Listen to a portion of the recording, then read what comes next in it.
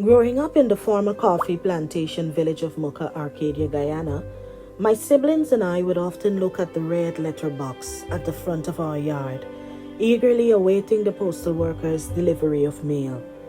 Everyone was excited to see their name on an envelope, especially if it came from a pen pal across the seas.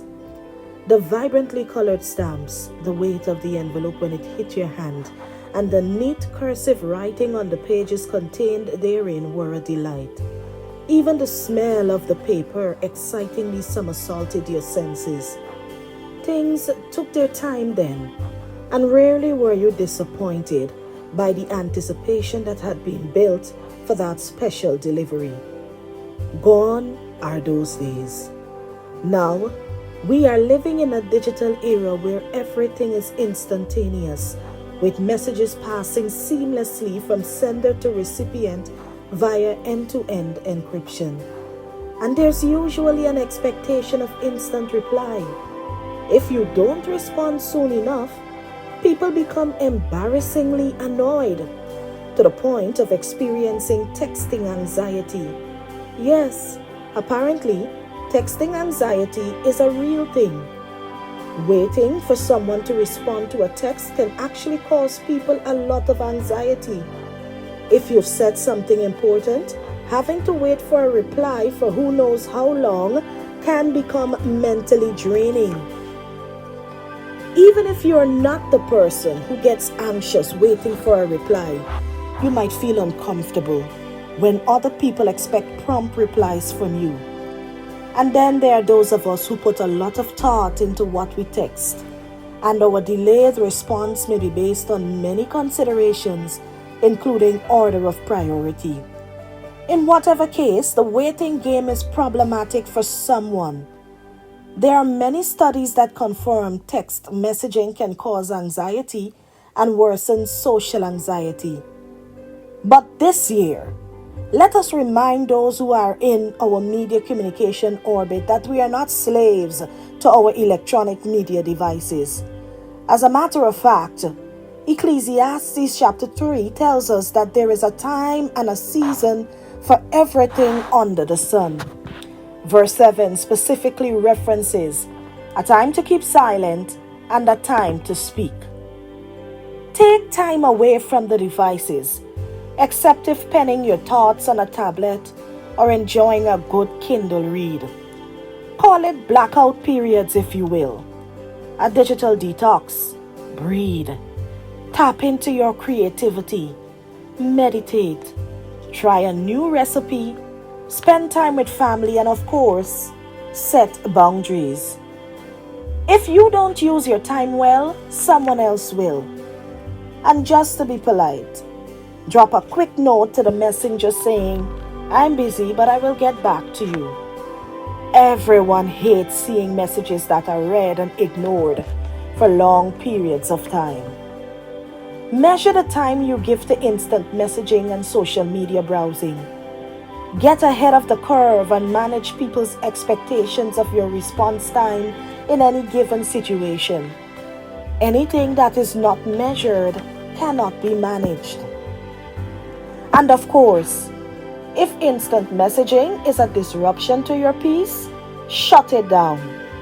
Be delivered from the feelings of guilt for protecting your peace. Besides, real emergencies may come with an actual telephone call. And I know it may be easier said than done. Texting is here, there, and everywhere. But the longest journey begins with the first step. If you can be habituated into a texting addiction, you can be weaned off of it. Further, text messaging makes it really hard to create boundaries. We just can't seem to turn our phones off. Don't you just hate those late night messages that come in, which are of no particular importance and could have waited until the next day? Even I am guilty of it. Trying to get ahead of the new day and sending texts before I forget. But there is a better way. Make a to-do list in the notes section of your device with your intended text. And next day, just copy, paste, and send. It's that simple. Obviously, in a perfect world, we would hit that do not disturb button after a long day of work. But that's easier said than done. When we hear the notification ding, our automatic response is to answer the text message. Over time, this can cause a strain on relationships and friendships. According to a Pew Research study of 2015 on mobile etiquette, 82% of adults believed that cell phone use in social settings hurts the conversation. But that was 7 years ago. Today, it may be 10 times worse. People have to be taught again how to wait. Maturing the virtue of patience as referenced in Isaiah 40:31, Galatians 5:22, Philippians 4:6, and Ephesians 4:2. Clothing yourself in the patience of Colossians 3:12 is a part of walking in peace. But not only at the dinner table, instant messaging is even invading the workplace, coming at a big mental price. According to a study by Stanford University, media multitaskers who are regularly bombarded with instant messages, emails, texts, and more do not pay attention, control their memory, or switch from one job to another, as well as those who prefer to complete one task at a time. This proverbial hamster on the wheel situation creates increased anxiety and stress.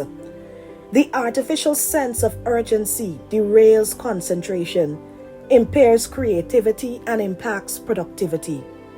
What can seem to be a very simple task asked via instant messaging can trump whatever else a person is working on. Don't get me wrong. When used in the right way, instant messaging can improve engagement, productivity, and collaboration.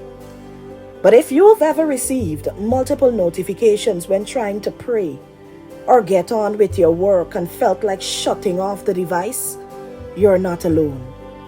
While some love the simplicity of instant messaging, others find that having yet another form of communication is simply an added source of stress.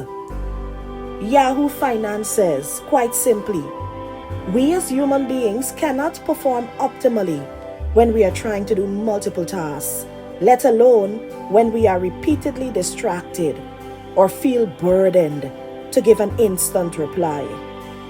After all, we are not turbocharged automated computers. So, if you are resting, rest. If you are vacationing, vacation. If you are contemplating, contemplate. As you work on mastering self-governance, let everything have its proper place in your life, including social media, instant messaging. The writer of Ecclesiastes was right. To everything there is a season. And I might be alone in this, but I miss my red letterbox. This has been the Burning Bush podcast by me, Tarana Bryan Granston, focusing on social commentary, innovation, faith, and community. Heard exclusively on our YouTube channel, A Life to Purpose. If you want to hear more content like this at your convenience, then subscribe.